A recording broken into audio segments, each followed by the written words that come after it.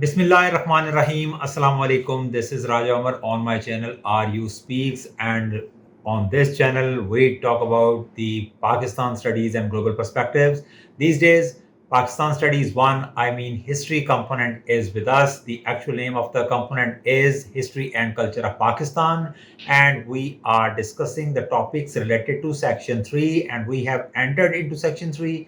We have talked about the early problems of Pakistan in the last lesson, and now very important topic we are going to discuss, that is the role of Quaid-e-Azam Muhammad Ali Jinnah as the Muslim leader during the Pakistan movement and as first Governor General of Pakistan after the creation of Pakistan in 1947. So a request, do not forget to subscribe my channel RU Speaks. Now a lot of stuff is over there for you, for your learning and for your observations and even for your growth.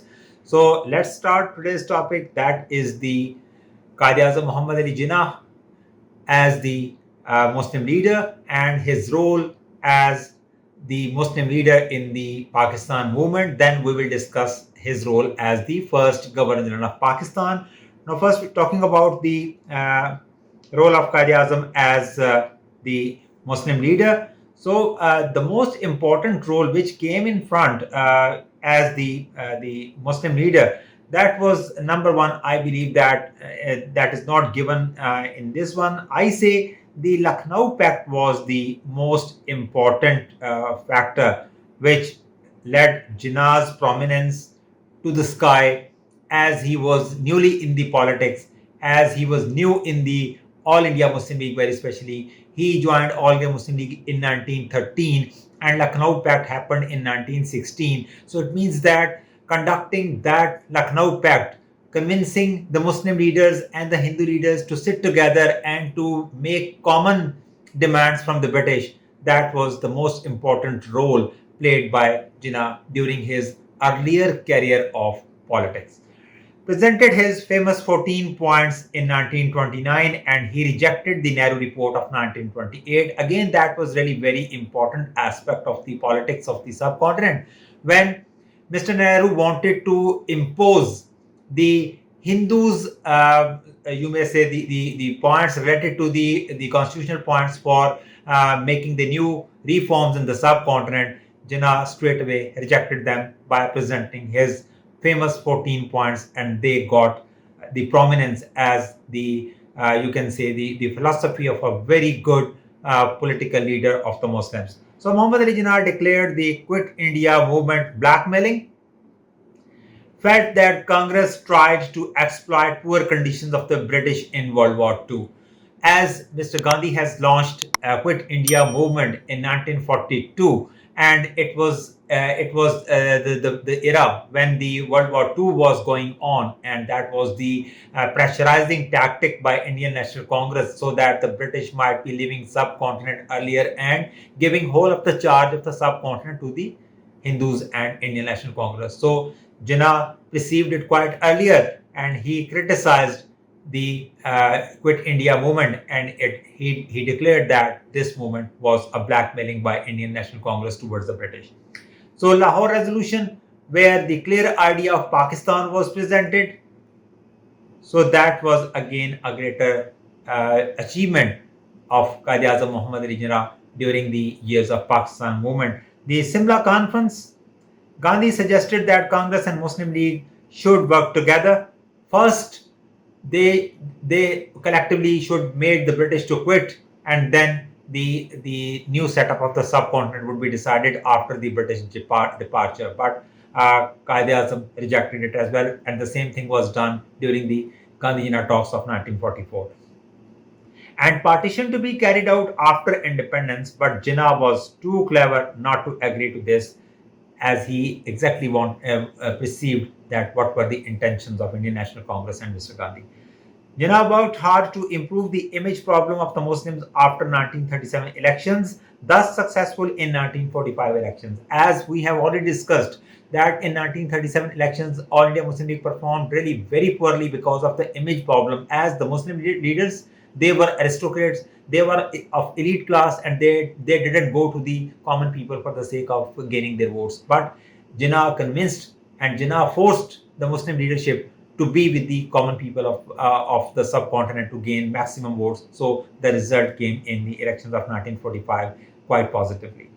Then Direct Action Day celebrated in 1946, and that was again a great achievement of Qaid-e-Azam, that he asked the Muslims to be on the roads and to show their strength, that they wanted Pakistan only, nothing less than that.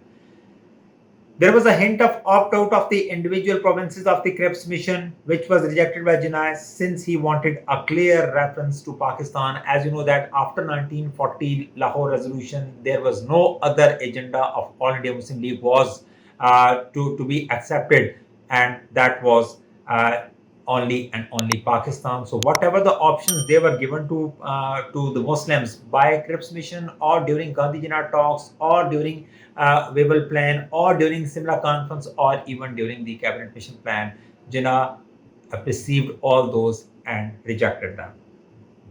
So forced Viceroy Lord Mountbatten to accept 3rd June plan. As you know that Lord Mountbatten was really very clever. He wanted to make the subcontinent as confederation. I mean, a single entity, and but internally divided into two states, Pakistan and India, and one prime minister on the Indian side and one prime minister on the Pakistani side, and he wanted to become the head of both the states. That is what is meant by confederation. And Mountbatten was very clever, and he had this intentions in his mind to be the ruler of the subcontinent even after the departure of the British. But Jinnah rejected this idea, and Jinnah asked Mountbatten, or forced Mountbatten, to implement 3rd June plan as it was, so that Pakistan should be a federation, not the part of the Indian subcontinent confederation. So all these 8 points, they were related to the Jinnah's role during the Pakistan movement. And 9th one, you can add it up. This one, due to some reasons, might be I overlooked that this point should also be over there, as it is very, very important one. So 1916 Lucknow Pact should also be included in all these points. So it means that total you have the 9 points available. So now talking about the Quaid-e-Azam Muhammad Ali Jinnah's role as the first Governor-General of Pakistan from 1947, I mean from 14th of August 1947 till his death on 11th of September 1948. On 14th of August 1947, Quaid-e-Azam Muhammad Ali Jinnah became the first Governor-General of Pakistan. Governor-General because Pakistan imposed Government of India Act of 1935 in the country with certain amendments. So in that act, Government of India Act, it was written that the Viceroy of the subcontinent would be with the actual designation of the Governor-General for India by the British government. So when we implemented the same Government of India Act over here in Pakistan, so the first designation came up, the highest one, that is the Governor-General, and Quaid-e-Azam became the first Governor-General of Pakistan. So number one, the formation of federal cabinet. First, Jinnah selected the ministers. As soon as the Quaid-e-Azam took an immediate action and nominated members of the federal cabinet to run the government affairs smoothly, Liaquat Ali Khan was elected as the first Prime Minister of Pakistan. He took oath on 15th of August 1947. So it means that Jinnah selected Liaquat Ali Khan as first Prime Minister of Pakistan. And then the cabinet members, the ministers, Sardar Abdul Rab Nishtar, he was given the portfolio of transports. Raja Gazanfar Ali Khan, agriculture. Fazlur Rahman, education. Ibrahim Ismail Chandrigar, who became the Prime Minister of Pakistan later, he was given the charge of industries. Ghulam Muhammad, who was the third Governor-General of Pakistan, he was given the charge of finance. Jogandar Nath Mandal, a Hindu, and he was a barrister, he was given the charge of law ministry. And Sir Zafrullah Khan, he was very prominent foreign affairs expert, so he was given the charge of the foreign minister of Pakistan. So these were the prominent ministers who assisted Liaquat Ali Khan, the prime minister, in the early years of Pakistan. So what other problems Quaid-e-Azam faced, and how did he tackle them? constitutional problem. Government of India Act 1935. As you know that the nascent state hasn't any hadn't any constitution at that time. So Government of India Act 1935 was amended and enforced in the country, as there was no constitution available for the newly born state.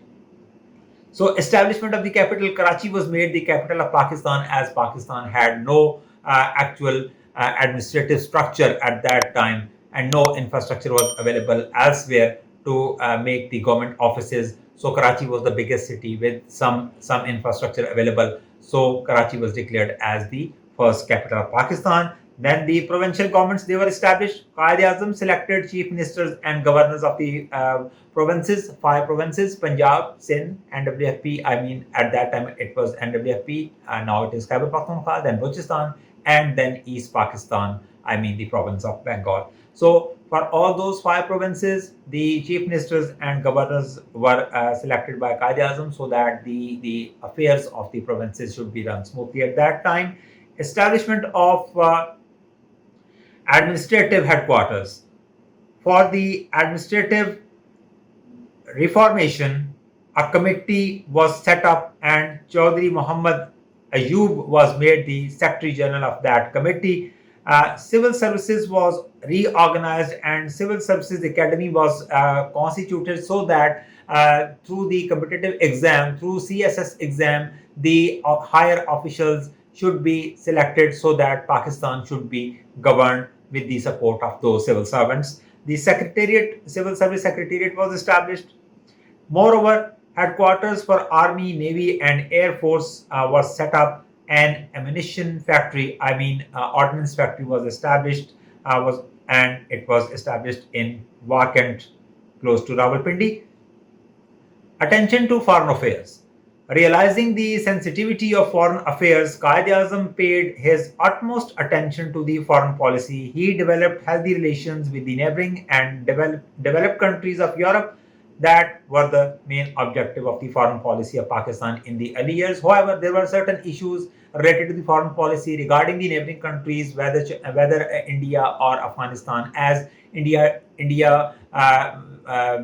India, we had certain issues, and we entered into Kashmir issue right in the beginning, canal water dispute, and the annexation of the states, and many others. On the other hand, we entered into the conflicts with Afghanistan, as Afghanistan did not accept Pakistan as the independent state, and Afghanistan voted against Pakistan while seeking the membership of the United Nations. So coming up with over here, membership of the United Nations organization. After independence, Quaid-e-Azam paid immediate attention of acquiring membership of the United Nations organization, UNO. On 30th of September 1947, Pakistan became the member of the United Nations. Every member country at that time favored Pakistan membership except Afghanistan. Implementation of education policy. Education sector also needed attention at the time of independence. For this purpose, he held the first educational conference in 1947, and he wished that every citizen of Pakistan should serve his nation with honesty and national spirit. He made nation with honesty and national spirit. He made acquisition of science and technological education compulsory for the students. Quaid-e-Azam did a lot to improve the educational policy of the country. And he remained in service till his death. Quaid-e-Azam served his country till his death. Despite his bad health, he kept on going through the important files. He succumbed to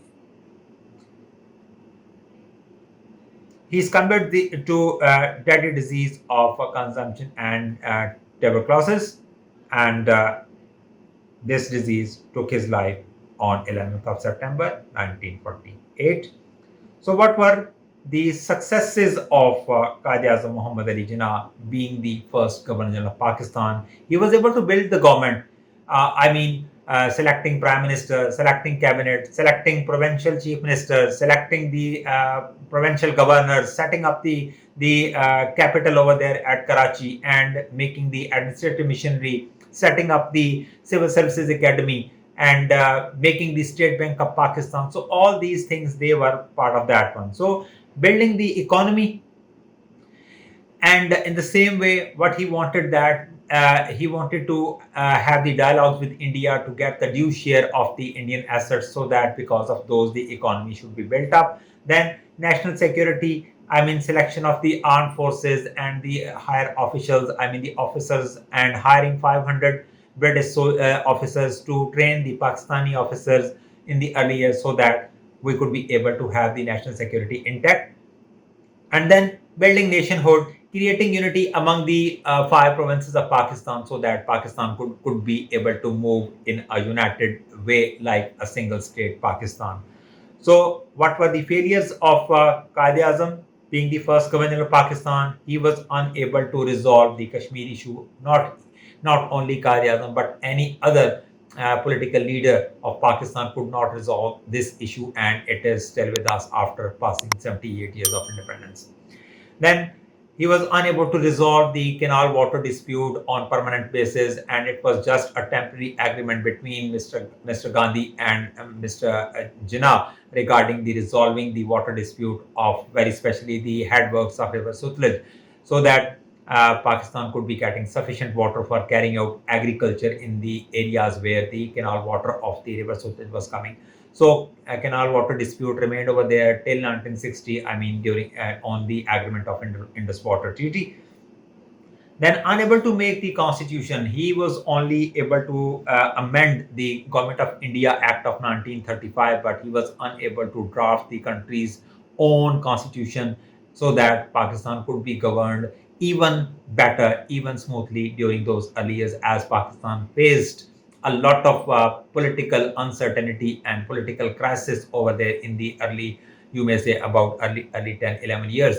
So if Quaid-e-Azam could be able to draft the constitution of Pakistan in those early days, then what we could assume that Pakistan's political situation, Pakistan's constitutional development, and Pakistan's global recognition could have been even better in this year, I mean in 2025. So in this way, you can say that you might be getting a 14 marks question over here, that what can be, how successful was Quaid-e-Azam as the first governor of Pakistan. Then you are supposed to develop three reasons out of here as the successes and three failures over here to make level 3 and level 4.